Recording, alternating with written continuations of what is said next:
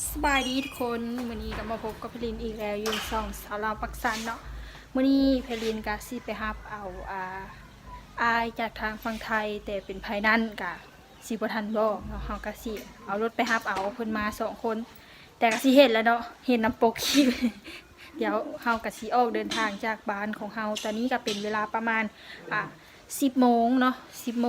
มงกับเข้า11 โมงแล้วตอนนี้ยังบ่ทันได้โทรมาเทื่อแต่เฮาสิออกไปก่อนบางทีเราฮอดแล้วแต่เห็นส่งรูปมาเห็นนั่งอยู่หน้าด้านแล้วเนาะทุกคนนั่งอยู่หน้าด้านของทางฝั่งเพื่อนบ้านเนาะก็คือฝั่งไทยนั่นเองเดี๋ยวพรินกับสิพาพ่อแม่พี่น้องไปฮับเอาเพิ่นน้ำกันกับสิได้มาดำเนินรายการถ่ายคลิปไทยคอนเทนต์อยู่น้ำบ้านของพรินหรอคะสิได้เข้าไปเบิ่งหมู่บ้านที่เก่าแล้วก็แก่ที่อยู่ในบ้านของพลินนี่แหละเนาะทุกคนเดี๋ยวไปเบิ่งน้ำกันติดตามชมเบิ่งเส้นทางน้ำกันว่าสิเป็นไผนั่นเฮากลับมาเบิ่งชมไปพร้อมๆกันเว้ากันติดๆคัดๆเนาะเดี๋ยวพาไปน้ำกันเลยไปทุกคนเอารถออกก่อนอันนี้ก็แม่นเส้นทางสิไปฮับไอ้จอยกับนาบ่าวผู้นึงเนาะนาบ่าวสังคมนั่นเองเนาะทุกคนเดี๋ยวเฮาก็สิพาทุกคนไปชมบนทางกันโอ้โหเราเลยถือว่าสุดยอดหลายคำว่าหนทางทางบ้านของพลินกะโอ้พี่น้องก็อยาก4,000ละนาเลยเนาะอันนี้กันยังอีกโบโดนกะฮอดแล้วเนาะก็คือยังอีกประมาณจัก10 นาทีได้เนาะกะ4ฮอดแล้วกะถือว่าคลิปพลินกะได้ลวงลัดตัดตอนแห้งเบิ่งแต่หนทางช่วยกันเนาะพ่อแม่พี่น้องโอ้ยทุกคนเดี๋ยวพลินกะสีไทยเส้นทางบางช่วงบางตอนให้พี่น้องเฮาได้เบิ่งได้ชมนำกันไปตามบางช่วงบางตอนเด้อพ่อแม่พี่น้องเด้อเดี๋ยวเฮาสิขออนุญาตนั่งรถไปก่อนเนาะทุกคนเนาะนั่งรถไปฮับเบากับไอ้จอยเบาแล้วก็อยู่เฮ้เบาแล้วก็ไปนั่นเองเนาะอันนี้ก็บ่ทันฮอดครึ่งสำหรับทุกคนหากได้พอเท่าใดนึงบ่ทันฮอดครึ่งทางสำเนาะก็โอ้ทุกคนเบิ่งคุ้มซะกันเบิ่งพี่น้องเบิ่งหนทางหนทางแบบโอ้ยค่าดอก50 ล้านเนาะพี่น้องเนาะค่าดอก50 ล้านว่าซั่นเบิ่งแต่หนทางเข้าบ้านเจ้าเนาะผู้สาวพี่น้องเบิ่งหนทางซะกันหนทางแบบโอ้ my god เลยพี่น้องโอ้อยาก4,000ละนะเดี๋ยวเอาไว้ใกล้ฮอนหน้าด้านเดี๋ยวน้องสิถ่ายให้เบิ่งอีกเทื่อนึงเด้อพ่อแม่พี่น้องเด้ออันนี้ก็สิเป็นหนทางสายที่เฮาจะเดินทางไปยังหน้าด้านนั่นเองเนาะทุกคนเนาะก็สิมีรถผ่านรถแล่นผ่านจังใดก็ว่ากันไปเนาะพ่อแม่พี่น้องเนาะมื้อนี้ก็ถือว่าโอ้บรรยากาศก็โอเคเลยแดดก็ร้อนถ้าติดตามรับชมเบิ่งตอนต่อไปว่าคอนเทนต์ของพวกเฮาสิเป็นพิธีชีวิตแบบใดหรือว่าสิเป็นแบบใดก็ถ้าติดตามรับชมเบิ่งน้ำกันเนาะแต่ตอนนี้พลินก็สิขอตัวไปฮับอ้ายเพิ่นก่อนขอตัวนั่งรถไปฮับอ้ายเพิ่นก่อนเนาะมากับพลละครับของเฮาเดี๋ยวสิพาทุกคนไปเบิ่งน้ำกันว่า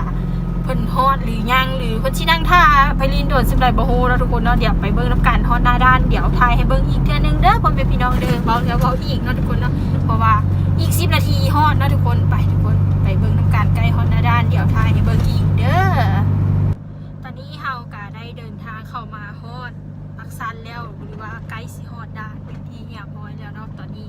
ก็นั่งรถมาเนาะทุกคนเพื่อสิไปรับอายจอยเว้าแล้วก็ไปเนาะอยู่หน้าด้าน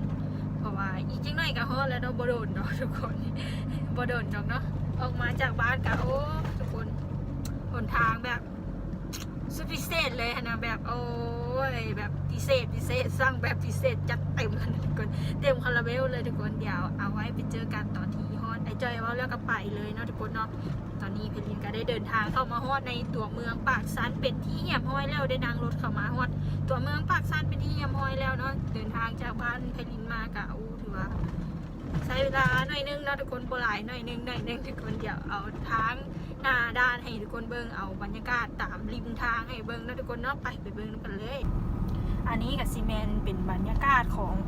ทางไปหน้าด้านนั่นเองนะทุกคนเนาะไปด้านสากลอันนี้กับซีเมนเส้นทางของเพิ่นที่จะพาเฮาไปหาไปหาไอ้ใจว่าแล้วก็ไปโอ้ทุกคนบอติดแหงคนบอก็จนบ่คล่องบ่คาโอ้ยติดคัดจากแม่นอีหยังเลยนะทุกคนเนาะทุกคนเอาบรรยากาศมาให้ชมให้เบิ่งกันซัมนี่ก่อนเนาะทุกคนเนาะเดี๋ยวไปฮอดไอ้ใจว่าแล้วก็ไปเดี๋ยวสิถ่ายคลิปให้เบิ่งอีกเทื่อนึงเนาะแล้วก็สิได้อัดวิดีโอมาฝากพี่ๆน้องๆว่าเฮา ได้ฮอดไอ้จ้อยว่าแล้วก็ไปแล้วเนาะทุกคนเนาะเอาสิพาทุกคนไปทำแล้วก็สิไปถามเพิ่นว่าเป็นจังไดมาบ้านของพลินมันสิเป็นจังไดเนาะทุกคนเนาะเดี๋ยวสิพาไปนำกันเลยเนาะทุกคนเดี๋ยวนั่งรถไปฮอดไอ้จ้อยเดี๋ยวถ่ายให้พี่น้องเบิ่งอีกเทื่อนึงเด้อตอนนี้เฮาก็ได้มาฮอดด่านเป็นจีเหียบฮ้อยแล้วเดี๋ยวเฮาสิย่างไปหาไอ้จ้อยว่าแล้วก็ไปแล้วก็เนาะทุกคนเนาะเฮามาหาเพิ่นโดยที่เพิ่นกะสิฮู้บ่หรือบ่ฮู้เนาะเพราะว่าเฮากะเอารถไปโค้งพุ่นมาแล้วเนาะเอารถไปโค้งพุ่นมาแล้วแต่เรายังนั่งอยู่แต่จักสิฮู้บ่ฮู้เนาะแล้วก็เพลินได้เอารถไปจอดอยู่พุ่นให้อายเพิ่นทายอยู่พุ่นทุกคนเนาะเดี๋ยวสิไปหาเบิ่งนำกันว่าเราสิฮู้หรือบ่ฮู้เรายังนั่งเครียดโทรศัพท์อยู่ทุกคนไปย่างหาเราไปเบิ่งให้ทุกคนเห็นนั่งอยู่นั่นเดี๋ยวเห็นว่านั่งอยู่นี่เดี๋ยวโอ้ก็ไปใส่กันยังป้าอยู่เนาะเกิดมาคนใหญ่อันนี้เบิ่ง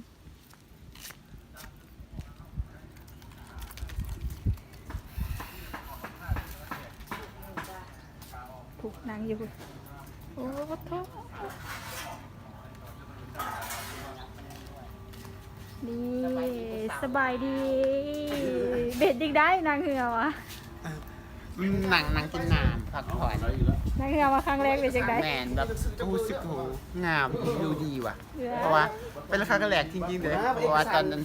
ยวนไปเที่ยวยังก็ไปเที่ยวยงเวียงก็มีแต่แบบมันเป็นเรือจักหน่อยซื้อสักทีแล้วเรียบร้อยแต่อันนี้โคตรงามพอแม่น้ำขึ้นเขาเบิ่งคือมันหน่อยแต่ว่าพอไปขี่เรือบางโคตรใหญ่ว่ะ โอ้แม่น้ำของเนาะเบิ่งพุ่นเอ้าเบิ่งเราสิไปหากินที่แสนน่ะเวียดได้นั่น